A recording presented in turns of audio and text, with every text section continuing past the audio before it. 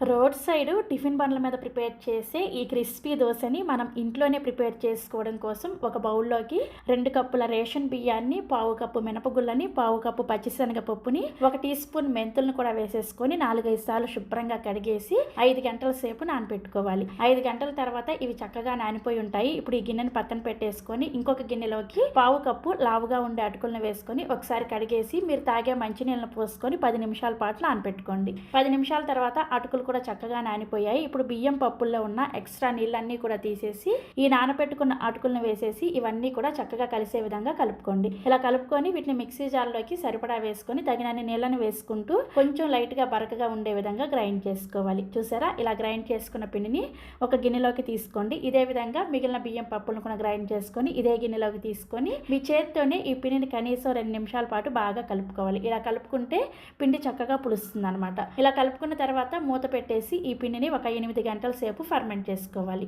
Room టెంపరేచర్లోనే ferment చేసుకోవాలి, ఫ్రిడ్జ్లో పెట్టకూడదు. 8 గంటల తర్వాత చూస్తే పిండి చూసారా చక్కగా పొంగి ఈ విధంగా పులుసు ఉంటుంది అనమాట. ఇప్పుడు ఈ పిండిని ఎలా పడితే అలా కలుపుకుండా గరిటతో ఒకే డైరెక్షన్లో కలుపుకొని ఇందులో నుంచి మీకు కావాల్సినంత పిండిని వేరొక గిన్నెలోకి తీసుకోండి.